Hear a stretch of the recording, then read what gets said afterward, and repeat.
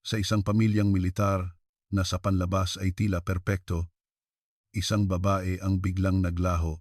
Si Maria Elena Santos, 45 taong gulang, ang asawa ng isang commander ng Philippine Navy na si Jose Reyes at isang ginang na kinaiinggitan ng lahat, ay umalis ng kanilang bahay isang gabi at hindi na kailanman bumalik.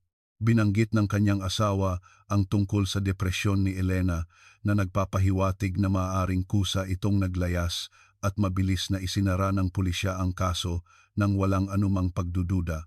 Ngunit makalipas ang 4 na taon, isang sasakyang nakuha mula sa kailaliman ng dagat ang nagbago sa lahat. Noong 2018, habang isinasagawa ang dredging operation sa Subic Bay, natagpuan ang sasakyan ni Maria Elena Santos na 4 na taon nang nawawala. 25 isang kalansay ang natagpuan hindi sa upuan ng driver kundi sa sahig ng likurang upuan na ganap na sumasalungat sa mga pahayag ng asawang si Jose Reyes. Nagsimulang imbestigahan ng veteranong detective na si Ramon Cruz ang kaso at ang katotohanang kanyang matutuklasan ay higit pa sa kayang isipin ng sinuman. Sa likod ng maskara ng isang eleganteng asawa ng opisyal ng militar ay isang dobleng buhay. Ang misteryo ng nawawalang 2 milyong piso at isang lihim na bank account na hindi alam kahit ng kanyang asawa. Ang kastilyo ng mga kasinungalingan na bumabalot sa pagkamatay ng isang babae ay unti-unting gumuho. Ano nga ba talaga ang nangyari sa Subic Bay Breakwater noong gabi ng Nobyembre 15, 2014? Bago magsimula ang kwento, pindutin ang subscribe button at makatatanggap ka ng isang maningning na araw ngayon. Simulan na natin ang kwento ng araw na iyon. Noong Disyembre 10, 2018, alas 2 ng hapon, isang nakabibinging ingay ang umalingaunggaw sa construction site ng pagpapalawak ng Subic Bay Breakwater. Habang bumabagsak ang pinaghalong ulan at yelo mula sa kulimlim na kalangitan, ang malamig na hangin ng taglamig ay tumatagos sa mga damit ng mga manggagawa. Nang higpitan ng crane operator ang kanyang mga braso at hilahin ang control lever, ang tensyonadong wire ay lumubog sa malalim at madilim na asul na dagat. Ang site supervisor na nagmamasid ay sumigaw sa kanyang radyo. "Hoy! Dahan-dahan sa pagangat, huwag kalad ka rin sa ilalim, masisira ang gamit." At noon nga nangyari. Isang nagmamadaling sigaw mula sa crane operator ang pumunit sa katahimikan. "Sir, may nasabit. Hindi ito parang bato." Nagsimulang manginig ang tensyonadong wire habang hinihila nito ang isang malaking bagay mula sa ilalim ng tubig. Isang kulay pilak na bulto na nababalot ng itim na putik at mga damong dagat ang sa wakas ay lumitaw. Ito ay isang kotse. Ang tubig dagat na naipon sa loob ng yuping sasakyan ay bumuhos na parang talon. Ang lugar ay biglang natahimik at ang supervisor na may nanginginig na kamay ay tumawag sa 911. "Dito sa construction site sa Subic, may kotse kaming nahila. Mukhang may tao sa loob." Makalipas ang 30 minuto, dumating sa lugar si Detective Ramon Cruz ng Homicide Division ng Subic Municipal Police Station. Pagkababa pa lang ng kotse, agad niyang diniinan ang kanyang kaliwang tuhod na kumikirot at inilabas ang kanyang lumang leather na notebook patungo sa sasakyan na may bahagyang pag-ika. Isang matinding sakit na laging dumarating tuwing umuulan o umuulan ng niyebe, Wanumbutweni. Sa sandaling tumama sa kanyang ilong ang pinaghalong amoy ng putik at kalawang, isang kasamahang pulis na si Paulo Garcia na siyang nangangasiwa sa lugar ang nakakita sa kanya at tumakbo palapit. "Detective Cruz, dumating na po kayo." Itinuro ni Cruz ang sasakyan gamit ang kanyang baba at diretsahang nagtanong, "Na-check nyo na ba ang plaka?" Pinunasan ni Garcia ang putik sa plaka gamit ang isang panyo at sumagot, "Region 3, 10EN, H4567. May resulta na po sa database." Ang ekspresyon ni Garcia ay kakaibang nanigas. Nag-atubili siya saglit bago magsalita. Isang sasakyan po ito na inireport na nawawala noong Nobyembre 2014. Ang may-ari ay si Maria Elena Santos, 45 anyos noon, asawa ni Navy Commander Jose Reyes. Kumunot ang noo ni Cruz. Ito ang mismong kaso na 4 na taon na ang nakalipas kung saan ginalugad nila ang buong Subic Bay, ngunit wala silang natagpuang kahit isang hibla ng buhok. Naalala niya ang mga usap-usapan kung ito ba ay simpleng paglalayas o isang aksidente. Lumapit si Cruz sa sasakyan at sinubukang silipin ang loob sa basag na bintana, ngunit hindi makita ang loob dahil sa putik. Sabihan mo ang forensics team na buksan ang pinto. Sa utos ni Cruz, agad na kumilos ang mga taga-forensics gamit ang kanilang espesyal na kagamitan. Nang pilit na binuksan ang pinto sa driver's side, umalingaw-ngaw ang isang tunog na parang sigaw mula sa kinakalawang na bisagra at isang masangsang na amoy ng nabubulok na tubig ang sumingaw. Lahat ng mata ay napako sa loob ng kotse. Walang laman ang upuan ng driver, ngunit isang kakilakilabot na tanawin ang naghihintay sa sahig ng likurang upuan. Napasuka si Garcia at napalingon. Sa ibabaw ng floor mat, isang kalansay na nakasuot ng synthetic fiber jacket ang nakabaluktot. Ito ang katotohanan ng trahedya na nakalubog sa malamig na tubig dagat sa loob ng 4 na mahabang taon. Kalmado si Cruz, suot ang kanyang guwantes at yumuko papalapit sa kalansay. Ang kanyang matalas na tingin ay sinuri ang mga damit na nakapatong sa mga buto hanggang sa bigla itong huminto sa may bukong-bukong at pulsuhan ng kalansay. Tingnan mo to, mahinang bulong ni Cruz. Isang makapal na nylon na lubid ang mahigpit na nakatali sa pulsuhan at bukong-bukong ng kalansay, at ang uri ng pagkakabuhol ay hindi pangkaraniwan. Hindi ito basta-bastang tinali ng isang ordinaryong tao. Ito ay masalimuot at napakahigpit na pagkakagapos. Garcia, tingnan mo ang upuan ng driver. Itinuro ni Cruz ang driver's seat. Sumilip si Garcia at sinuri ang posisyon ng upuan at nagsalita ng may pagtataka. Naku, masyadong nakaurong ang upuan. Oo nga, sabi nila, 5 feet lang ang height ng nawawala, di ba? Sa ganitong distansya, hindi niya abot ang preno. Mabilis na may isinulat si Cruz sa kanyang notebook. Sunod niyang sinuri ang gear lever. Ang gear stick ay nasa neutral N, hindi sa park P o drive D. Ibig sabihin may nagtulak ng kotse mula sa labas. Nang hindi nakaupo sa driver's seat, sa sinabi ni Cruz, namutla ang mukha ni Garcia. Naramdaman niyang hindi ito isang simpleng aksidente. Sa sandaling iyon, nagkaroon ng kaguluhan sa labas ng police line at isang lalaki ang tumatakbo na parang wala sa sarili. Nakasuot ng malinis na uniforme ng Navy. Isang lalaki na nasa unang bahagi ng kanyang 50s. Ito ang asawa ng nawawala, si Captain Jose Reyes. Kilala siya sa pagiging kalmado, ngunit ngayon, hindi man lang niya namalayan na magulo na ang kanyang buhok. Sasakyan ba ng asawa ko yan? Nariyan ba si Elena? Humihingal na tanong ni Reyes habang niyuyugyog ang manggas ni Garcia. Sinubukan siyang pakalmahin ni Garcia. Maging kalmado po kayo, Captain. Kasalukuyan po naming kinukumpirma ang pagkakakilanlan. Kailangan po ninyong maghanda para sa pinakamasama. Napako ang tingin ni Reyes sa sasakyang Hyundai Sonata na puno ng putik at tila nawalan siya ng lakas sa mga binti at napasuray. Elena. Anong nangyari sa'yo, Elena? Humagulgol si Reyes habang nakakapit sa sasakyan. Ang kanyang pag-iyak ay tila nilalamon pati ang malalakas na alon at sa huli, hindi na niya kinaya ang pagkabigla at bumagsak na lamang sa lupa. Agad siyang isinakay ng mga nag-aabang na paramedics sa isang stretcher. Tahimik na pinanood ni Cruz ang likod ni Reyes habang isinasakay ito sa ambulansya, ngunit ang kanyang ekspresyon ay hindi kalungkutan, kundi puno ng pagdududa. Ibinalik ni Cruz ang kanyang tingin sa loob ng sasakyan. Bahagyang nakabukas ang glove compartment sa passenger side, kaya't maingat niya itong binuksan. Sa loob, may isang kahon na gawa sa mamahaling kahoy na puno ng putik. Nang buksan niya ang takip na nabaluktot dahil sa pagkakalubog sa tubig, wala itong laman.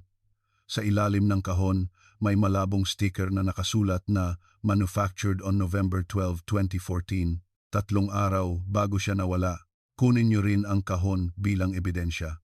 Mukhang magiging napakahalaga nito, sabi ni Cruz na may diin sa boses. Sa sandaling iyon, isang coroner mula sa PNP Forensic Group ang sumuri sa mga damit ng kalansay at tumingin, Detective, sa kabila ng lahat, masuwerte pa rin tayo. Dahil gawa sa synthetic fiber ang jacket na ito, halos hindi ito nabulok sa tubig dagat, kaya't ang mga marka ng pagkakatali ay malinaw na mananatili. Tumango si Cruz. Binuklat niya ang kanyang lumang notebook at isinulat ng may diin, reinvestigation ng kaso ni Maria Elena Santos. Mga piraso ng katotohanan na lumitaw mula sa kadiliman pagkatapos ng 4 na taon. Muling humampas ang malamig na hangin ng taglamig sa Subic at mula sa sasakyang hinila mula sa dagat, patuloy na tumutulo ang itim na tubig. Tinitigan ni Cruz ang likurang upuan kung saan natagpuan ang kalansay at akmang kukuha ng sigarilyo sa kanyang bulsa, ngunit nagbago ang isip. Ang mga tao ay maaring magsinungaling, ngunit ang ebidensyang iniiwan ng mga patay ay hindi kailanman. Kinabukasan ng umaga, matapos matagpuan ang kalansay, ang kalangitan sa Subic ay nanatiling kulay abo. Si Detective Cruz, kasama si Garcia, ay nagtungo sa Olongapo City Public Market upang hanapin ang huling bakas ni Maria Elena Santos noong 2014.2. Ang eskinita ng palengke, na may pinaghalong amoy ng isda at bawang, ay puno ng sigla ng buhay mula pa noong madaling araw. Sinabi ni Cruz kay Garcia, imposibleng may natitira pang CCTV footage mula 4 na taon na ang nakalipas, kaya ang bibig ng tao ang magiging susi natin. Umasa tayo sa alaala ng mga tindero. Tumango si Garcia at inilabas mula sa kanyang bulsa ang litrato ni Maria Elena. Ang una nilang pinuntahan ay isang tindahan ng prutas sa pasukan ng palengke. Isang 60 anyos na babaeng may-ari na nagpupunas ng pulang mansanas gamit ang tuwalya, ang nanlaki ang mga mata sa pagbisita ng mga di kilalang detective. Inabot ni Garcia ang litrato ni Maria Elena at nagtanong, Ale, natatandaan niyo po ba ang babaeng ito? Madalas po siyang pumunta rito, 4 na taon na ang nakalipas. Inayos ng babae ang kanyang salamin sa dulo ng kanyang ilong at tinitigang mabuti ang litrato. Ilang sandali pa, isang ekspresyon ng pagkilala ang lumitaw sa kanyang mukha. Aba oo, kilala ko yan. Ang asawa ng opisyal ng Navy, di ba? Ang bait-bait niyang babae. Matagal ko na siyang hindi nakikita. Ano bang nangyari sa kanya?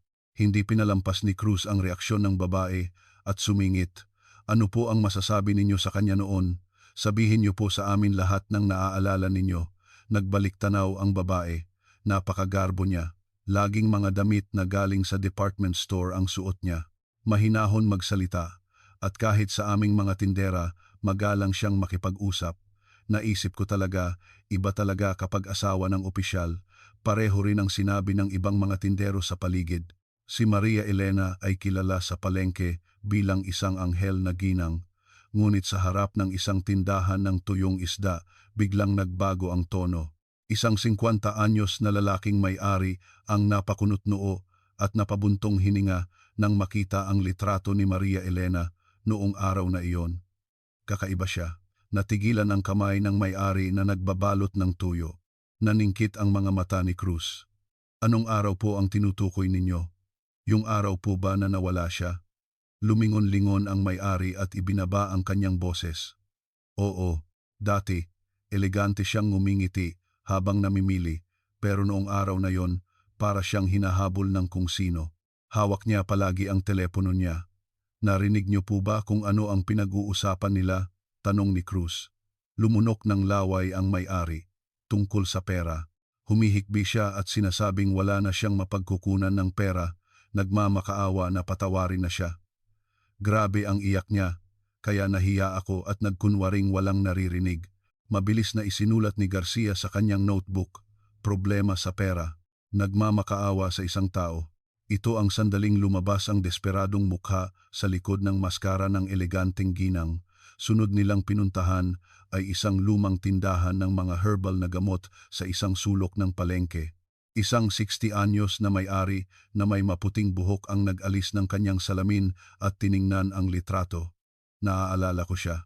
Bumili siya ng pinakamahal na herbal tonic na gawa sa sungay ng usa para daw sa asawa niya. Napakinggan ni Cruz ang sinabi ng may-ari. Mayroon po bang partikular na dahilan kung bakit ninyo siya natatandaan? Tumango ang may-ari. Medyo kakaiba kasi ang order niya. Karaniwan, Inilalagay namin ang mga sachet ng gamot sa isang magandang kahon at binabalot sa tela. Pero siya, hiniling niyang iwanang walang laman ang kahon. Walang laman ang kahon? Oo. Sabi niya, ilagay na lang daw ang mga sachet sa isang supot at dadalhin niya ang kahon na walang laman. Hindi ko alam kung ano ang ilalagay niya sa malaking kahon na yon. Basta't dinala niya ang walang lamang kahon na parang napakahalaga. Sumagi sa isip ni Cruz ang walang lamang kahon ng gamot na natagpuan sa kotse kahapon. Ano kaya ang balak ilagay ni Maria Elena sa walang lamang kahon na iyon? Kinabukasan ng hapon, ipinatawag ni Cruz ang asawang si Jose Reyes sa istasyon ng pulisya para sa isang panayam. Nakaupo si Reyes sa interrogation room, nakasuot ng isang plansadong business suit. Namumula ang kanyang mga mata at palagi niyang pinupunasan ang kanyang ilong gamit ang isang panyo. Umupo si Cruz sa tapat niya at tinitigan siya. Salamat sa pagpunta ninyo kahit alam naming mahirap ito para sa inyo. May ilang bagay lang kaming kailangang kumpirmahin. Sumagot si Reyes sa isang mahinang boses. Gagawin ko ang lahat para mahanap si Elena. Noong araw na nawala siya, may napansin po ba kayong kakaiba sa kanya? Sabi ng mga tindera sa palengke. May kausap daw siya sa telepono at umiiyak dahil sa pera. Sa tanong ni Cruz, saglit na nag-iba ang tingin ni Reyes, ngunit agad siyang bumalik sa pagiging kalmado at yumuko. Sa totoo lang, malalim ang problema niya sa isip. Malala ang kanyang depresyon. Depresyon? Oo. Sa labas, mukha siyang masaya, pero sa loob, unti-unti na siyang nauupos. Mayroon kaming medical record mula sa ospital. Inilabas ni Reyes ang isang sobre mula sa kanyang bag at itinulak ito sa mesa. Sa medical certificate mula sa isang psychiatrist, malinaw na nakasulat ang diagnosis na depressive episode. Minsan, nagpupunta siya sa dagat ng mag-isa para magpahangin. Sabi niya, kailangan niya ng panahon para mag-isip. Akala ko, ganoon lang din ang nangyari noong araw na yon. Hindi na natapos ni Reyes ang kanyang sasabihin at napahagulgol. Ngunit kinabukasan, ibang-iba ang kuwento ng nakababatang kapatid ni Maria Elena, si Isabel Santos. Si Isabel, na nasa kalagitnaan ng kanyang 40s, ay galit na hinampas ang mesa sa isang kafe. Magpapakamatay ang ate ko? Huwag kayong magsalita ng kalokohan. Malalaking butil ng luha ang tumulo mula sa mga mata ni Isabel. Maingat na nagtanong si Garcia. Sabi po ng asawa niya, malala daw ang depresyon niya. Sinabi yan ng bayaw ko. Diyos ko, hindi ako makapaniwala. Kinagat ni Isabel ang kanyang labi. Ilang araw bago nawala si ate, tumawag pa siya sa akin. Tinatanong niya kung ano ang magandang iregalo sa pamangkin kong si Susan para sa pagpasok niya sa kolehiyo, kung laptop ba o bag. Matagal kaming nag-usap. Tapos, iiwan niya ang anak niya para magpakamatay? Hinding-hindi. Sigurado po ba kayo? Kahit ipusta ko pa ang kamay ko, gagawin ng ate ko ang lahat para kay Susan, kahit tumawid pa siya sa impyerno, kahit na naghihirap siya para bayaran ang utang ng bayaw ko. Biglang natigilan si Isabel. Sinamantala ni Cruz ang pagkakataon. Utang ng bayaw ninyo, may utang po ba si Captain Reyes? Umiwas ng tingin si Isabel at nag-alinlangan. Hindi. Ang ibig ko lang sabihin mahirap ang buhay. Malinaw na may itinatago siya. Upang masuri ng siyentipiko ang huling mga galaw ni Maria Elena, nagsimula ang investigasyon sa kanyang mga tala ng komunikasyon. Makalipas ang ilang araw, tumakbo si Garcia patungo sa mesa ni Cruz, dala ang resulta ng pagsusuri. Detective, nakuha na natin ang huling signal ng cellphone ni Mrs. Santos. Saan? Sa isang cell site malapit sa Subic Bay. Eksaktong tumutugma sa lugar kung saan natagpuan ang sasakyan. Inilabas ni Cruz ang isang mapa at binilugan ito ng pulang panulat. Ang kanyang mga pagdududa ay unti-unti nang nagiging katiyakan. Sunod, sinimulan ni Cruz na beripikahin ang alibi ni Jose Reyes noong araw na iyon. Ayon kay Reyes, nagkaroon siya ng isang dinner party kasama ang mga kasamahan sa isang restaurant malapit sa base noong gabi ng pagkawala. Pinuntahan ni Cruz ang isang major na nasa mid-40s na dumalo sa dinner at patagong nagtanong, noong gabing yon, Nanatili po ba si Captain Reyes hanggang sa matapos? Sandaling nag-isip ang Major at maingat na sumagot, hindi po. Umalis siya saglit sa kalagitnaan. May importante daw siyang gagawin. Gaano po siya katagal na wala? Mga 1 hanggang 2 oras siguro. Pagbalik niya, parang wala na siyang tama ng alak. Itinala ni Cruz ang oras sa kanyang notebook at mabilis na nagkalkula sa kanyang isip. Ang 2 oras na pagkawala ni Reyes sa dinner party ay perpektong tumutugma sa oras kung kailan huling na-detect ang signal ng cellphone ni Maria Elena sa Subic Bay. Ilang araw pa, nang balak na sanang tawagan muli ni Cruz si Reyes para sa isang pangalawang interogasyon, biglang pumasok si Garcia sa opisina ng Homicide Division. Detective Cruz, may malaking problema. Itinaas ni Cruz ang kanyang ulo habang may sigarilyo sa bibig. Bakit? Tumakas ba si Reyes? Hindi po. Kumuha siya ng abogado at hindi lang basta abogado, isang malaking law firm mula sa Maynila. Ibinagsak ni Cruz ang sigarilyong nasa kanyang bibig sa mesa. Ang isang person of interest sa isang simpleng kaso ng pagkawala na agad kumukuha ng isang high-profile na abogado matapos matagpuan ang isang bangkay. Ito ay parang pag-aanunsyo na, ako ang may kasalanan. Isang mapait na ngiti ang sumilay sa labi ni Cruz. May naamoy ako. Napakabaho. Binuklat niya ang kanyang lumang notebook at naglagay ng 3 malalaking tandang pananong sa tabi ng pangalan ni Jose Reyes. Ano nga ba ang nangyari sa harap ng malamig na dagat ng Subic noong gabing iyon? At saan napunta ang walang lamang kahon ng gamot? Ang masugid na pagtugis ni Cruz sa katotohanan ay nagsisimula pa lamang. Tinitigan ni Detective Ramon Cruz ang tumpok ng mga dokumento sa kanyang mesa sa opisina ng Homicide Division. Ito ay ang 5 taong financial transaction records ni Maria Elena Santos na detalyadong nakaprint. Tila nabuhay muli ang kanyang lumang gawi noong nasa anti-crime unit pa siya sa Maynila kung saan gabi-gabi niyang sinusuri ang mga ledger. Inayos niya ang kanyang salamin, kinuha ang isang pulang pen at sinimulang suriin ang bawat linya. Maaaring magsinungaling ang tao pero hindi ang pera. Bulong niya sa sarili habang binubuklat ang mga dokumento.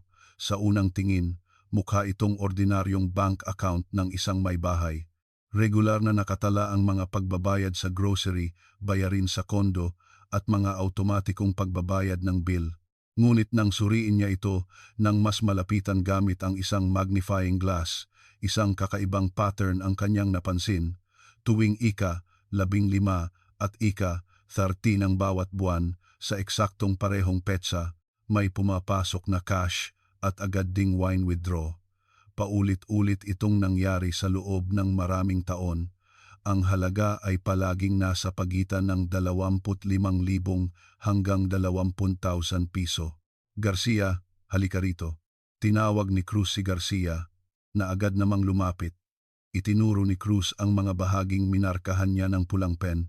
Tingnan mo to. Pagkapasok ng pera, nawawala agad. Para bang may nag-aabang na kunin ito. Tiningnan ni Garcia ang screen at tumango. Oo nga po. Para sa gastusin sa bahay, medyo kakaiba ang pinanggagalingan ng pera. Imbestigahan mo kung saan galing. Agad-agad. Sa utos ni Cruz, mabilis na nag-type si Garcia sa keyboard. Sa screen ng Financial Transaction Information System, unti-unting lumitaw ang mga pangalan ng nagdeposito. Ang resulta ay lubos na ikinagulat ng mga detective. Ang unang pinagmulan ay ang Ocean View Motel. Ang pangalawa ay ang Seaside Seafood Restaurant. Bakit naman tatanggap ng pera ang asawa ng isang opisyal ng Navy mula sa isang motel at seafood restaurant? Tanong ni Garcia habang nakatingin sa monitor na may ekspresyong nagtataka. Puntahan natin. Nasa lugar mismo ang sagot. Isinuot ni Cruz ang kanyang lumang jacket at tumayo. Ang una nilang pinuntahan ay ang Ocean View Motel sa labas ng lungsod. Isang luma at sira-sirang gusali na mukhang mahigit 20 taon na ang tanda at ang neon sign sa harapan ay halos basag na. Isang 50 anyos na babaeng may-ari na natutulog sa counter ang napamulat ng mata nang makita ang litratong ipinakita ng mga detective ay si Mrs. Santos yan. Nagtrabaho siya rito bilang tagalinis. Sabi ng babae habang kinukusot ang kanyang mga mata. Nanlaki ang mga mata ni Cruz. Tagalinis? Ang asawa ng isang Navy commander ay naglilinis dito? Oo, mga 2 taon din siyang nagtrabaho rito. Gabi siyang dumarating at naglilinis ng mga kwarto hanggang madaling araw. Ayaw daw niyang makita ng iba, kaya gabi lang siya nagtatrabaho. Anong klaseng tao po siya? Tahimik at napakasipag. Kahit na nililinis niya ang suka ng mga lasing na customer, hindi siya nagrereklamo. Nakakaawa nga siya. Umiling ang may-ari. Parehong testimonya ang narinig nila sa Seaside Seafood Restaurant malapit sa Daungan. Isang 60 anyos na may-ari ng restaurant na may suot na guwantes na goma ang napabuntong hininga nang makita ang litrato ni Maria Elena, si Mrs. Santos ang tagahugas namin ng plato dito. Kapag weekends o maraming customer, naghuhugas siya ng pinggan hanggang hating gabi. Hindi makapaniwalang nagtanong si Garcia, hindi po ba siya nahihirapan? Isang taong tinatawag na ginang. Noong una, namamaga ang mga kamay niya at hindi siya makatayo ng tuwid, pero hindi siya sumuko. Kahit sabihan ko siyang magpahinga, ayaw niya. Bakit po siya nagkakaganoon? Sagot ng may-ari habang pinupunasan ang mesa. Kailangan daw niya ng pera. Sabi niya, konting tiis lang daw hanggang ma-promote ang asawa niya. Kaya todo kayod siya sa pag-iipon ng pera habang siya mismo kanin at bagoong lang ang kinakain para makatipid. Hindi makapagsalita si Cruz sa dobleng buhay ni Maria Elena. Sa umaga, isang eleganteng asawa ng opisyal na pinapanatili ang kanyang dangal. Sa gabi, isang babaeng nagpapakahirap sa mga motel at restaurant. Ano nga ba ang nagtulak sa kanya sa ganitong kalagayan? Pagbalik sa opisina, mas malalim na sinuri ni Cruz ang daloy ng pera. Ang perang pinaghirapan ni Maria Elena matapos dumaan sa ilang mga dummy account para malinis ay dumadaloy sa isang destinasyon. Ang destinasyon, isang kumpanyang tinatawag na Kim Seong-jin Consulting. Sino si Kim Seong-jin? In-type ni Cruz ang pangalan sa search bar. Sa labas, mukha itong isang ordinaryong management consulting firm, ngunit sa intelligence network ng pulisya, isa na itong kilalang broker para sa katiwalian sa military procurement at personnel appointments. Ibig sabihin, ginamit ni Jose Reyes ang dugot pawis ng asawa niya para sa lobbying, hinampas ni Cruz ang mesa. Namula rin ang mukha ni Garcia. Napakasamang tao. Para na rin niyang pinagbenta ang asawa niya. Sinuri ng team ang mga tawag at text message ni Jose Reyes. Ang screen ay puno ng mga mensahe ng paniningil mula kay Reyes para kay Maria Elena. Bakit ganito lang ang nakuha mo ngayong buwan? Magdagdag ka pa ng 40,000 piso. Malapit na ang promotion review. Ipapahiya mo ba ako? Humanap ka ng paraan ngayon din. Ang mga mensahe ay hindi mula sa isang asawa, kundi sa isang malupit na loan shark. Ngunit sa gitna ng investigasyon, isang hindi inaasahang tao ang lumitaw. May natuklasang mga talaan ng isang tao na ilang beses nagdeposito ng pera sa account ni Maria Elena at kinuha ito pabalik na may mataas na interes. Ito ay isang lokal na loan shark na kilala bilang Ahas na ang tunay na pangalan ay Choi Cheolmin. Agad na inaresto ni Cruz si Ahas at dinala sa interrogation room. Si Ahas, na nasa kalagitnaan ng kanyang 40s, ay may mga tattoo sa braso, nakaupo ng nakadikwatro at ngumunguya ng chewing gum. Inihagis ni Cruz ang litrato ni Maria Elena sa harap niya. Kilala mo si Maria Elena Santos, di ba? Anong relasyon nyo? Walang ganang sumagot si Ahas. Nagpapautang ako at naniningil ng interes. Krimen ba yon? Nakipagkita ka ba kay Maria Elena noong araw na nawala siya? Dapat sana, pero tinakbuhan niya ako. Hindi na sinasagot ang mga tawag ko. Nagtago na. Nagkibit balikat si Ahas na parang biktima. Ano ang masasabi mo kay Maria Elena? Tinakot mo ba siya para magbayad? Hoy, detective! Anong tingin mo sa akin? Mas takot siya sa asawa niya kaysa sa akin. Kapag tumatawag ako para maningil, nanginginig siya at nagmamakaawang huwag ipaalam sa asawa niya. Naging matalas ang tingin ni Cruz. Takot sa asawa? Oo. Halos mamatay sa takot. Sabi niya, papatayin daw siya ng asawa niya kapag hindi siya nakahanap ng pera. Kaya nga naawa ako sa kanya. Binawasan ko pa nga ang interes. May kakaibang sinseridad sa mga salita ni Ahas. Para kay Maria Elena, ang asawang si Jose Reyes ay hindi isang sandigan, kundi isang pinagmumulan ng takot at pagsasamantala. Matapos ang interogasyon, agad na bumalik si Cruz sa bahay ni Maria Elena. Sa pahintulot ni Reyes, hinalughog nilang muli ang master bedroom sa loob ng isang magarbong aparador sa pagitan ng mga lumang kumot. Isang maliit na notebook ang nahulog. Ito ay isang lihim na talaan ng gastos na isinulat ni Maria Elena. Habang binubuklat ni Cruz ang notebook, bigla siyang natigilan sa huling pahina. May isang tala na isinulat ng may diin gamit ang isang ballpen. Nobyembre 15, huling 2 milyon. Kahon ng gamot. Nagsimulang tumibok ng malakas ang puso ni Cruz. Ang Nobyembre 15 ay ang mismong araw na nawala si Maria Elena. Ang 2 milyon ay tumutukoy sa 2 milyong piso at ang kahon ng gamot ay malinaw na tumutukoy sa walang lamang kahon na natagpuan sa kotse. 467 Garcia, tingnan mo to. Nanginginig na tinawag ni Cruz si Garcia. Tiningnan ni Garcia ang tala at nanlaki ang mga mata.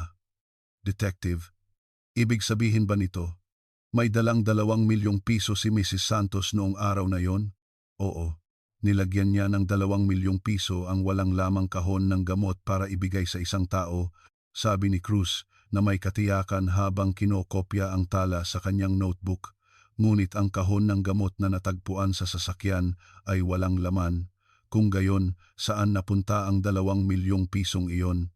Sa isip ni Cruz, ang mga nagkalat na piraso ng puzzle ay unti-unti nang nabubuo. Ang asawang sumisipsip sa dugot pawis ng kanyang kabiyak, ang madilim na pondo para sa promosyon at ang nawawalang malaking halaga ng pera. Lahat ng mga palaso ay nakaturo sa isang tao lamang, si Jose Reyes. Noong Enero, matapos malawakang ibalita ng media ang kaso ni Maria Elena Santos, nagimbal ang tahimik na lungsod ng Subic, Labangpo. Ang kalansay na lumitaw mula sa ilalim ng dagat pagkatapos ng 4 na taon at ang mga misteryosong pangyayari sa pagkakatuklas nito ay naging mainit na usapan. Sa harap ng Subic Municipal Police Station, araw-araw na nakabantay ang mga news van at mga reporter. Isang hapon, isang hindi kilalang brown na sobre ang dumating sa opisina ng Homicide Division. Niyugyog ni Garcia ang sobre at lumapit kay Detective Cruz.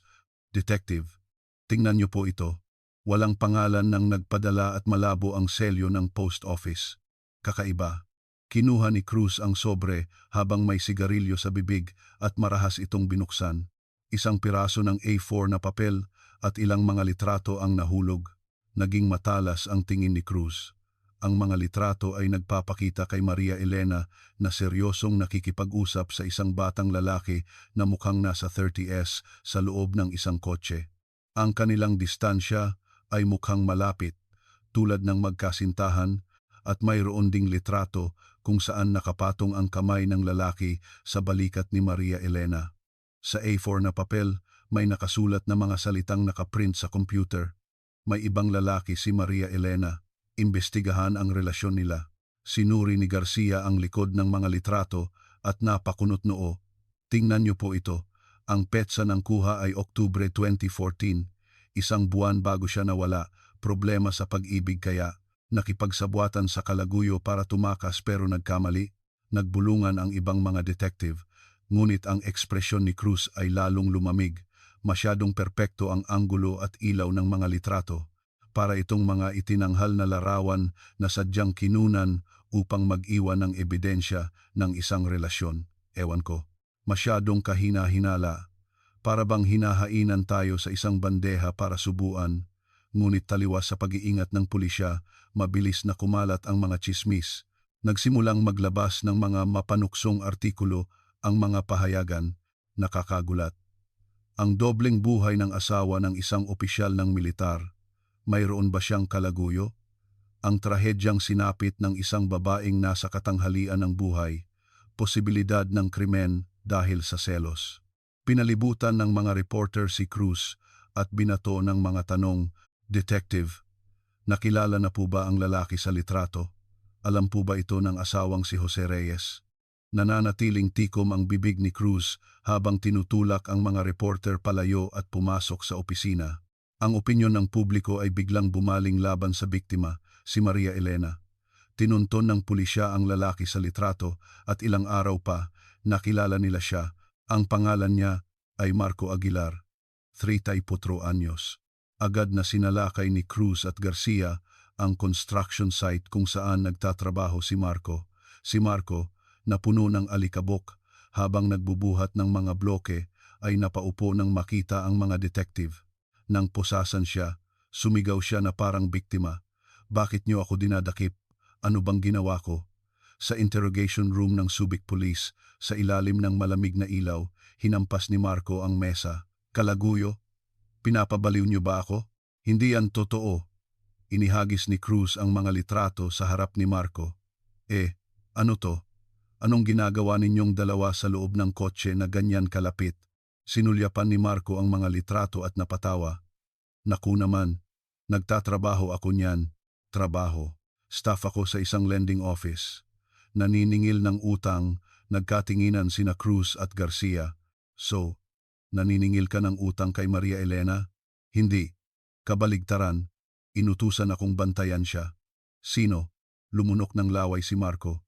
Ang asawa niya, yung opisyal na si Jose Reyes. Biglang tumahimik ang buong interrogation room. Inilabas ni Marco ang kanyang lumang cellphone at binuksan ito. Kung hindi kayo naniniwala, pakinggan niyo to. Ni-record ko para sa sarili ko.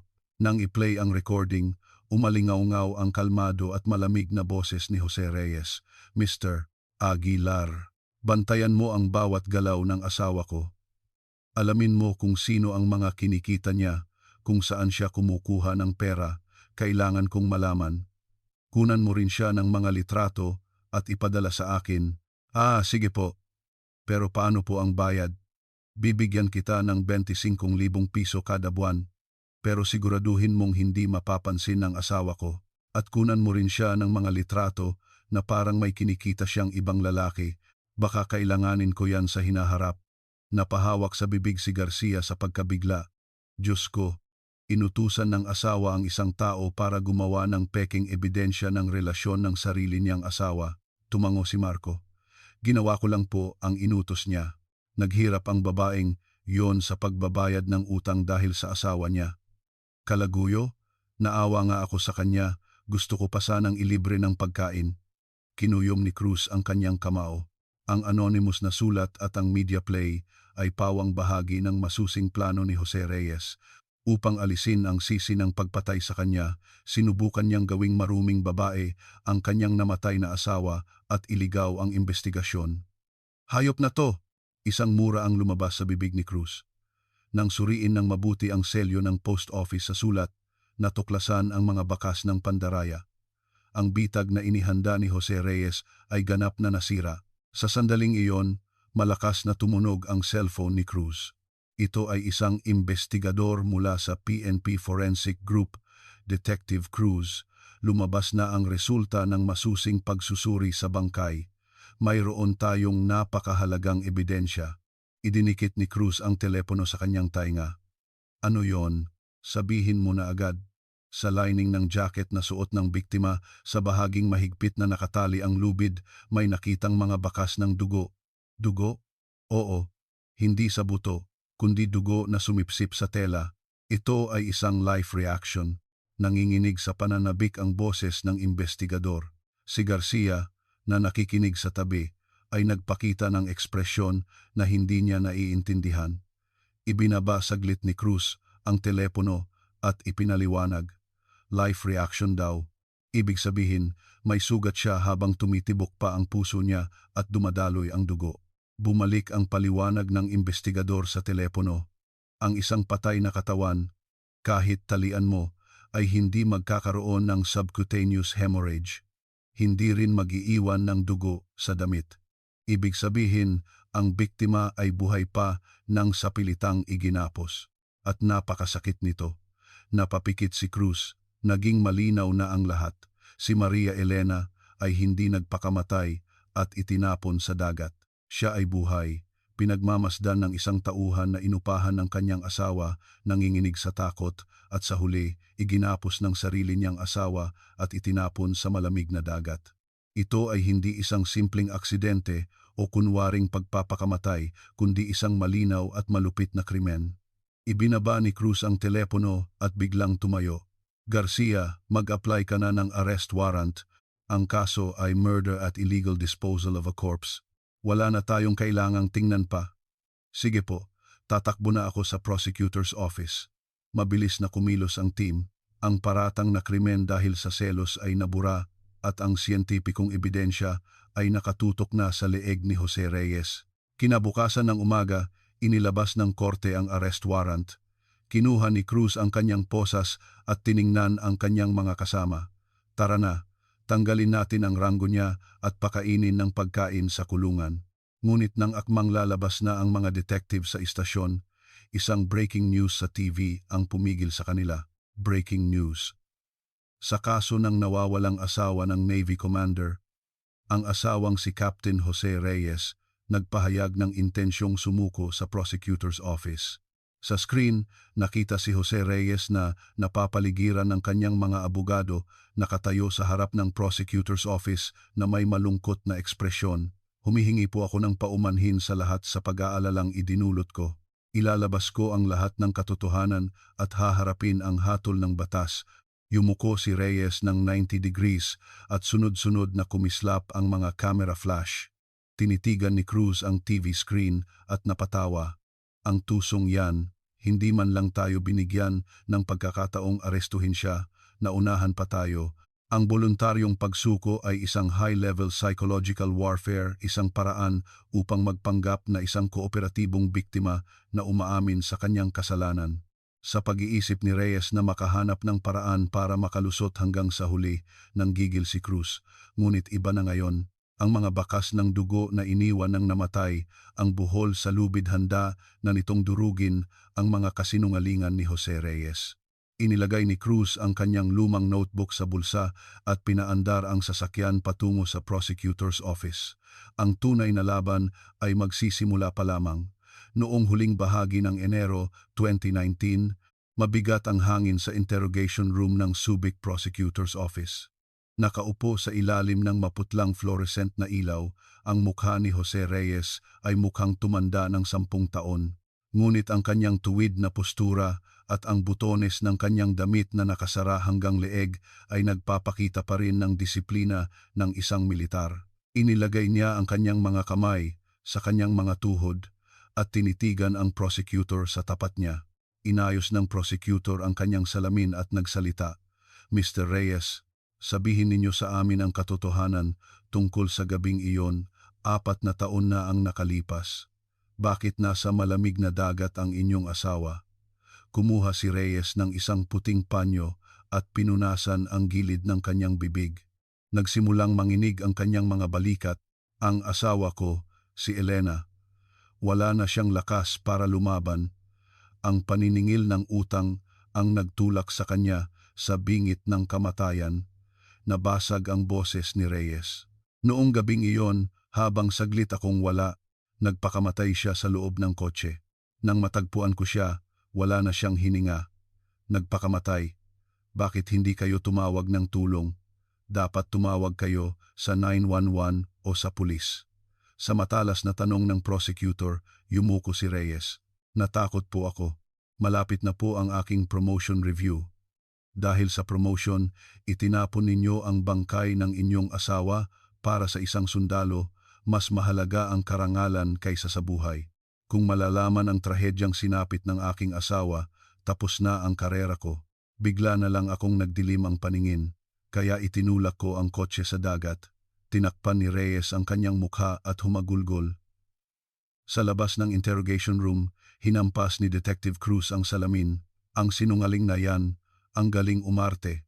Inilabas ng abogado ni Reyes ang isang makapal na folder at itinulak ito sa harap ng prosecutor. Prosecutor, narito po ang mga ebidensya na sumusuporta sa pahayag ng aking kliyente.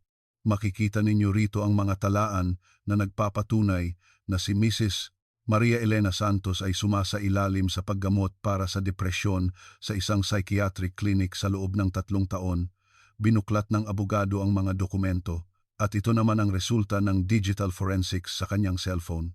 Tingnan ninyo ang mga pananakot na text message mula sa mga loan shark. Kinuha ng prosecutor ang mga dokumento at sinuri. Kung hindi ka magbabayad ngayon, pupuntahan ko ang asawa mo sa base niya. Alam mo ba kung magkano na ang interes? Ibenta mo na, kahit bato mo. Ang mga dokumento ay puno ng masasakit na salita. Idinagdag ng abogado, sa ganitong sitwasyon, malinaw kung ano ang gagawin ng isang mahinang may bahay. Inaamin ng aking kliyente ang illegal disposal of a corpse, ngunit hindi niya kailanman sinaktan ang kanyang asawa. Kumunot ang noo ng prosecutor at isinara ang mga dokumento. Ang lohika ni Reyes ay detalyado. Ginamit niya ang katotohanang hindi na makapagsasalita ang namatay upang ibaling ang lahat ng sisi sa kahinaan ng kanyang asawa at sa mga loan shark habang ipinapakita ang sarili bilang isang asawang gumawa ng isang maling desisyon. Kinabukasan, isinagawa ang isang lie detector test. Sa isang soundproof na silid, nakaupo si Reyes na may mga sensor na nakakabit sa kanyang dibdib at mga daliri. Sa gitna ng katahimikan, nagtanong ang examiner, Mr. Jose Reyes, tama po ba ang pangalan ninyo? Opo. Kayo po ba ay isang opisyal ng Philippine Navy? Opo. Matapos ang mga paunang tanong, huminga ng malalim ang examiner at nagtanong ng mahalagang tanong. Noong Nobyembre 15, 2014, personal niyo po bang pinatay ang inyong asawang si Maria Elena Santos? Sa monitor room, pinipigilan ni na Cruz at Garcia ang kanilang hininga habang tinitingnan ang graph. Walang kakurap-kurap si Reyes na sumagot. Hindi po. Ang graph ay nanatiling kalmado. Walang pagbabago sa kanyang tibok ng puso, presyon ng dugo o pagpapawis. Inulit ng examiner ang tanong ng ilang beses, ngunit pareho pa rin ang resulta. Maya-maya, inalis ng examiner ang kanyang headset at lumapit kay Cruz. Detective, inconclusive po ang resulta. Ano? Hindi yan kasinungalingan? Hindi malinaw kung totoo o hindi ang reaksyon. Ang taong sinusuri ay may pambihirang kakayahang kontrolin ang kanyang emosyon o kaya naman ay lubos niyang niloloko ang kanyang sarili. Kinagat ni Cruz ang kanyang labi. Dahil sa kanyang pagsasanay bilang sundalo, hindi siya kayang basahin kahit ng makina. Ang sitwasyon ay mabilis na pumanig kay Reyes. Kumalat sa media ang mga balitang nagpapakita ng simpatiya sa kanya. Ang nakatagong paghihirap ng isang opisyal na malapit nang ma-promote, tragikong pagpili dahil sa utang ng asawa. Ang mga komento sa internet ay nagsasabing, ano pa bang magagawa niya bilang isang ama o pinigilan pa ng asawa ang kanyang kinabukasan? Maging sa loob ng investigation team ay nagkaroon ng pag-aalinlangan. Sa isang sulok ng conference room, nag-aalangang nagsalita si Garcia. Detective, sa totoo lang po, kulang tayo sa direktang ebidensya ng pagpatay. Tiningnan siya ni Cruz habang kumakain ng instant noodles. Anong sinasabi mo? Hindi kaya, tulad ng sabi ng abogado, ikaso na lang natin siya sa illegal disposal of a corpse at tapusin na ang kaso. Pinipilit na rin tayo ng mga nakatataas na tapusin na ito. Ibinagsak ni Cruz ang kanyang chopsticks. Natalsikan ang kanyang damit ng sabaw, ngunit hindi niya pinansin. Hoy Garcia, hindi mo ba nakita ang bangkay? Hindi mo ba nakita ang mga lubid na nakatali sa kanya? Pwede namang itinali yon pagkatapos niyang magpakamatay. Magsalita ka nga ng matino. Saan ka nakakita ng taong magpapakamatay na tatalian ang sarili niyang mga kamay at paa sa likod at lalagyan pa ng tape ang bibig? Posible ba yon? Umalingaw-ngaw ang sigaw ni Cruz sa buong conference room. Ngunit umiwas lang ng tingin ang ibang mga detective. Malinaw na gusto na nilang tapusin ang masalimuot na kasong ito. Mapait nang umiti si Cruz at tumayo. Bahala kayo, gagawin ko ang paraan ko. Kinahapunan, nag-file ng leave si Cruz at sumakay ng bus papuntang Cebu. 11. Dala niya ang isang litrato ng buhol na nakatali sa bukong-bukong ng biktima. Pagdating sa Cebu, sumakay siya ng taxi papunta sa isang lumang gym. Pagbukas ng pinto, sumalubong sa kanya ang amoy ng pawis at mga sigaw. Isa, dalawa, mas malakas pa, sa gitna ng mga nag-iensayo. Isang lalaking nasa 40s na, may matipunong katawan at matalas na tingin ang nagtuturo. Ito si Mateo Vargas, isang dating instructor ng Naval Special Operations Command NAVSOCOM at matagal ng kaibigan ni Cruz. 110. Kumaway si Cruz at lumapit si Vargas. Sino to? Senior Cruz, anong ginagawa mo rito? Kamusta na? Ang tikas mo pa rin ah. Tinapik ni Cruz ang balikat ni Vargas. Nagpunta sila sa isang kalapit na kainan ng bulalo. Matapos uminom ng isang tagay ng gin, inilabas ni Cruz ang litrato. Vargas, may pabor sana ako. Tingnan mo to. Ibinaba ni Vargas ang kanyang kutsara at kinuha ang litrato. Isang kakaibang buhol na nakatali sa isang kalansay na bukong-bukong. Ang kanyang tingin ay unti-unting naging seryoso. Saan mo nakuha to, Igan? Ebidensya sa isang kaso. Alam mo ba kung para saan ang buhol na to? Lumingon-lingon si Vargas at yumuko. Hindi ito ordinaryong buhol, hindi ito ginagamit sa pagtatali ng mga bagay. Para saan to? Para sa paghuli ng tao, isang special na buhol para sa paggapos. Natigilan si Cruz. Para sa pagsubdyu. Oo, isang teknik para igapos ang kaaway o isang bihag para hindi makatakas. At ang masama rito, habang gumagalaw ang nakatali, mas lalong humihigpit ang buhol. Lumunok si Cruz. Kaya bang gayahin to ng ordinaryong tao? Imposible. Hindi ito matututunan sa internet.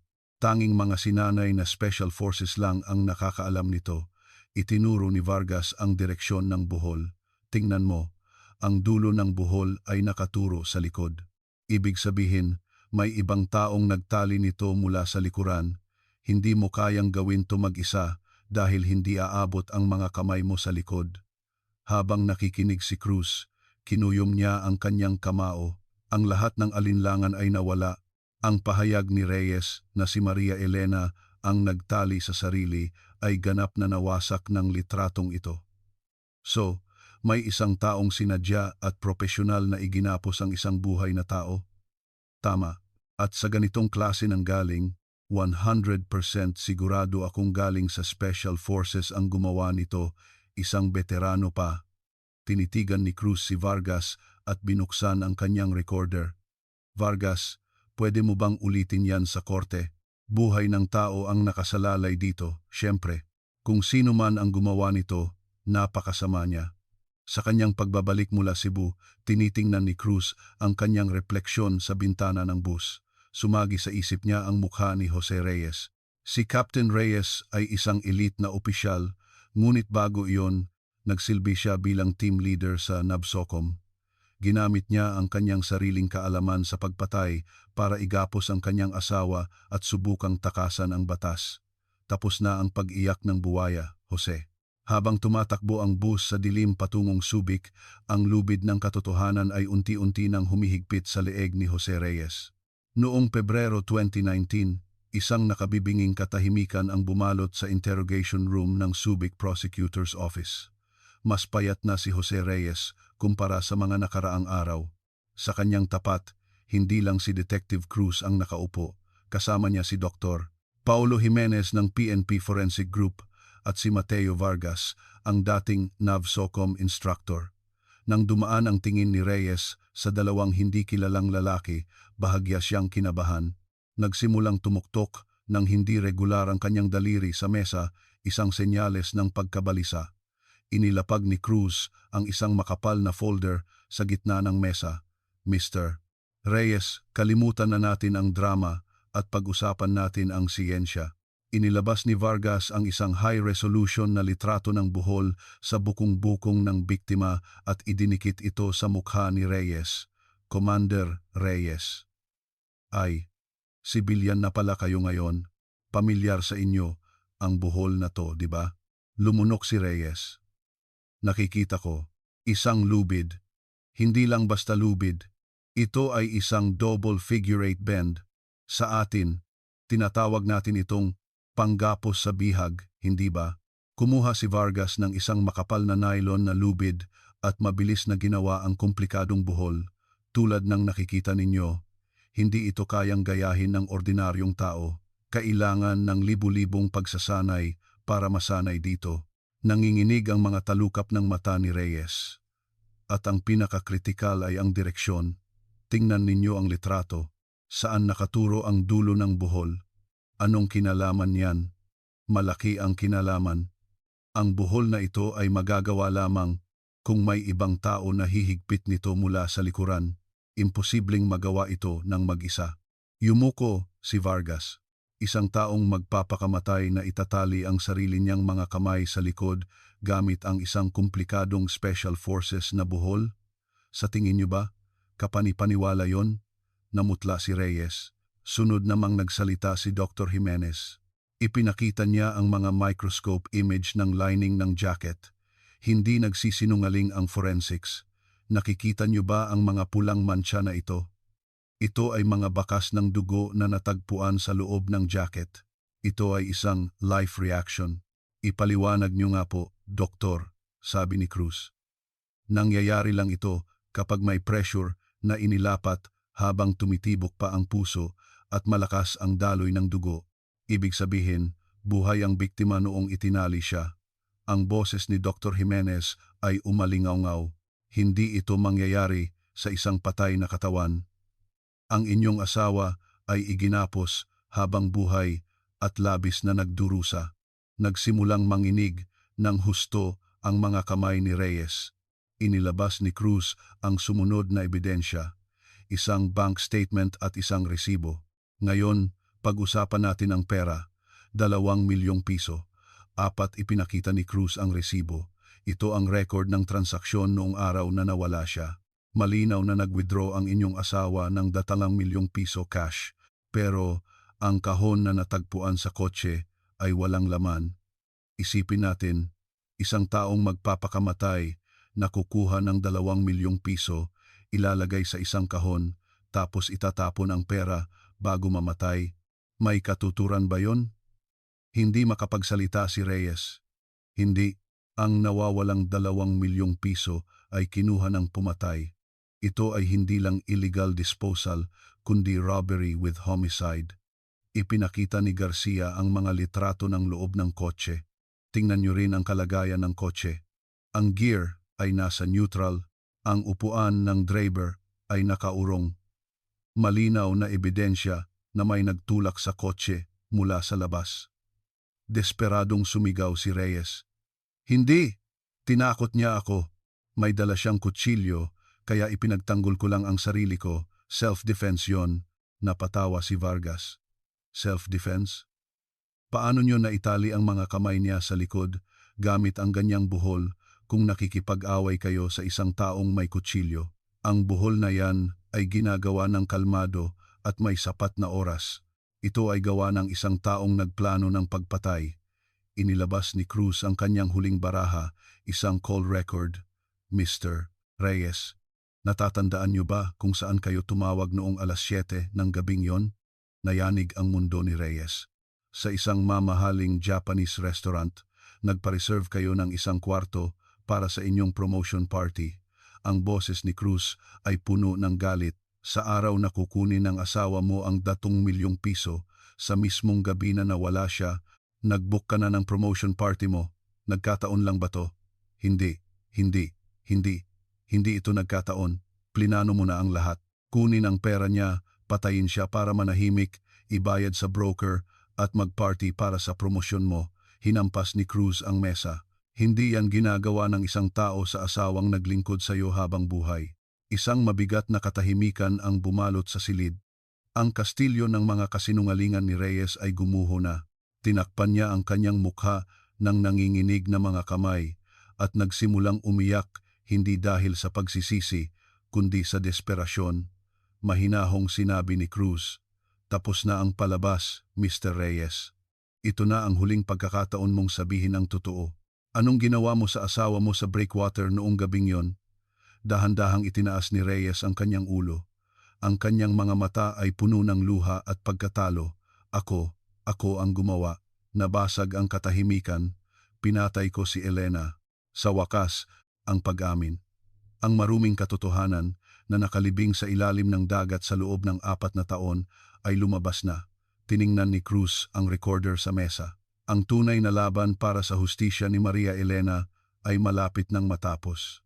Noong gabi ng Nobyembre 15, 2014, alas 8, isang makapal na kadiliman ang bumalot sa dulo ng Subic Bay Breakwater. Tanging ang tunog ng malamig na hangin at mga alon na humahampas sa pader ang maririnig. Tinawagan ni Jose Reyes ang kanyang asawang si Maria Elena. Elena, pumunta ka ngayon sa dulo ng breakwater. May mahalaga akong sasabihin. Narinig ang nanginginig na boses ni Elena sa kabilang linya. Bakit doon? Nakakatakot. Hindi ba pwedeng sa bahay na lang? Hindi pwede sa bahay. May kailangan tayong ayusin sa lugar na walang nakakakita. Bilisan mo, ibinaba ni Reyes ang tawag. Makalipas ang 30 minuto, isang pilak na Hyundai Sonata ang dumating. Bumaba si Maria Elena, dala ang isang malaking kahon. Mula sa dilim, lumabas si Reyes. Dala mo ba? Tanong niya. Inabot ni Elena ang kahon. Oo, heto na. Ito na talaga ang huli. Ipinakita niya ang loob. Puno ng mga bundle ng 500 peso bills, 2 milyong piso. Pinaghirapan ko to. Galing sa paghuhugas ng plato at paglilinis ng motel. Nangutang pa ako. Mahal, tama na, please, pagod na ako. Kailangan nating mag-ipon para sa college ni Susan. Mamuhay naman tayo ng normal. Ngunit abala si Reyes sa paglalagay ng pera sa kanyang bag. Itinapon niya ang walang lamang kahon sa loob ng kotse ni Elena. Tama na. Malapit na ang promotion ko. Kung hindi ako ma-promote, tapos na ang buhay ko. Yan ba ang sasabihin ng isang asawa? Alam ko, pero wala na talaga akong mapagkukunan ng pera. Ano, gusto mong ibenta ko na ang katawan ko? Natatakot na ako. Tinitigan siya ni Reyes ng malamig. Kung wala ka ng mapagkukunan, ibig sabihin, wala ka ng silbi. Biglang sinakal ni Reyes si Elena gamit ang isang Special Forces technique. Urg! Nagpumiglas si Elena, ngunit wala siyang laban. Jose, mahal. Bakit? Ang kanyang mga mata ay puno ng takot at pagtataksil. Nawalan ng malay si Elena. Inihiga siya ni Reyes sa semento. Kumuha siya ng nylon na lubid mula sa kanyang kotse at iginapos ang mga kamay at paa ni Elena sa kanyang likuran gamit ang double figure 8 bend, isang buhol na mas humihigpit habang gumagalaw. Binuhat niya si Elena na parang isang sako at inilagay sa sahig ng likurang upuan. Sumakay si Reyes sa kotse ni Elena, inurong ang upuan ng driver at inilagay ang gear sa neutral. Bumaba siya at itinulak ang kotse. Unti-unting gumulong ang Sonata patungo sa dulo ng breakwater. Binitawan niya ito at ang sasakyan ay lumipad sa hangin bago bumagsak sa madilim na dagat. Ploof! Pumasok ang malamig na tubig sa loob ng kotse. Nagising si Elena. Sinubukan niyang huminga, ngunit tubig alat ang pumasok sa kanyang bibig. Nagpumiglas siya, ngunit lalo lang humigpit ang tali. Napuno ng tubig ang kotse. Tulong, may tao ba? Mahal. Ngunit mga bula lang ang lumalabas sa kanyang bibig.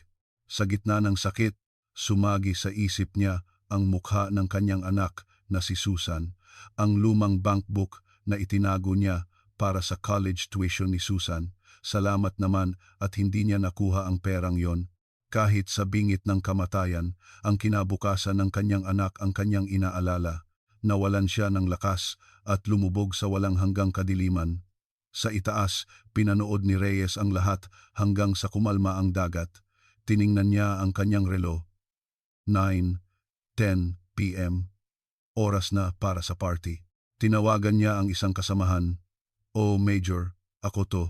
Medyo masama ang pakiramdam ng asawa ko kaya dumaan ako saglit. Pero okay na. Pabalik na ako." Ang kanyang boses ay kalmado. Pagkatapos, inayos niya ang kanyang sarili at bumalik sa party na parang walang nangyari. Habang nagtatawanan sila sa party, sa ilalim ng malamig na dagat ng Subic, ang kaluluwa ni Maria Elena ay sumisigaw sa pagtataksil at kasakiman ng kanyang asawa. Noong Mayo 23, 2019, sa korte ng Subic, puno ng mga tao ang courtroom. Si Jose Reyes, na nakaposas, ay nakaupo sa defendant's seat. Dahan-dahang nagsalita ang hukom. "Hatol, Ang akusadong si Jose Reyes ay hinahatulan ng habambuhay na pagkabilanggo. Natahimik ang lahat. Ginawa ng akusado ang karumal-dumal na krimen na ito para sa kanyang sariling katayuan sa lipunan. Upang pagtakpan ang kanyang kasalanan, itinapon niya ang bangkay at pinalabas na may sakit sa isip ang biktima, kaya naman nararapat lamang na alisin siya sa lipunan ng tuluyan. Ang lahat ng kanyang benepisyo sa pagre-retiro bilang sundalo ay binabawi. Sa pagkarinig ng pagbawi ng benepisyo, itinaas ni Reyes ang kanyang ulo. Ang perang at karangalan na kanyang pinaghirapan ay biglang naglaho. Sa harap, humagulgol ang kapatid ni Elena na si Isabel. "Ate, narinig mo ba? Makakapagpahinga ka na." Habang inilalabas si Reyes ng mga guwardiya, pinagsisigawan siya ng mga reporter. "May sasabihin ka ba sa pamilya? Inaamin mo ba ang kasalanan mo?" Biglang sumigaw si Reyes. "Inosente ako. Frame up to. Mahal ko ang asawa ko. Hindi niyo pwedeng sirain ang karangalan ko." Mali ang hatol. Ang kanyang mga mata ay puno ng kabaliwan. "Mag-aapela ako hanggang sa Korte Suprema." Ngunit wala nang nakinig sa kanya. Makalipas ang ilang araw, nililinis na ang apartment ni Maria Elena. Ang kanyang anak na si Susan, na ngayon ay 23 anyos na, ay nag-aayos ng mga gamit ng kanyang ina. Binuksan niya ang lumang aparador. Sa ilalim ng mga damit, nakakita siya ng isang bungkus ng dyaryo. Sa loob, may isang lumang bank book na nakabalot sa panyo. Sa unang pahina, nakasulat sa sulat kamay ng kanyang ina, "Para sa tuition ni Susan." Nanginginig ang kamay ni Susan. Binuklat niya ito at nakita ang mga deposito: 100 piso, 500 piso, 1,000 piso. Maliit na halaga na inipon mula sa pagtitipid at pagtatrabaho bilang katulong. Pito ang huling deposito ay noong Nobyembre 10, 2014, 200 piso. Ang huling balanse, 2.3 milyong piso. Ang perang pinag-awayan ng kanyang ama, ngunit ipinaglaban ng kanyang ina hanggang kamatayan. "Mama, ang tanga-tanga mo." Humagulgol si Susan habang yakap ang bankbook. Ang perang iyon ay hindi lang basta pera. Ito ang dugo at laman ng kanyang ina. Kinahapunan, pumunta si Detective Cruz sa isang maliit na kainan ng Bulalo, ang lugar kung saan dati nagpapahinga si Elena. "Boss, bulalo. Isang mainit," sabi niya. Ang may-ari, isang 60 anyos na babae, ay lumapit. "Alam mo, yan ang pwesto ni Mrs. Santos. Palagi siyang nakangiti habang kumakain ng lumang bulalo." Sabi niya, iniisip niya raw ang ipapakain sa anak niya pag nag-college. Nakakaawa, nagpakahirap siya para sa asawa niya, tapos sa dagat lang pala ang bagsak, pero dahil sa inyo, nakuha niya ang hustisya. "Magpapasalamat siya sa inyo," sabi ng may-ari habang pinupunasan ang luha. Tahimik na kinain ni Cruz ang bulalo. Nang aalis na siya, tumanggi ang may-ari na tumanggap ng bayad. "Libre na. Bayad na yan sa paghatid mo kay Mrs. Santos sa huling hantungan."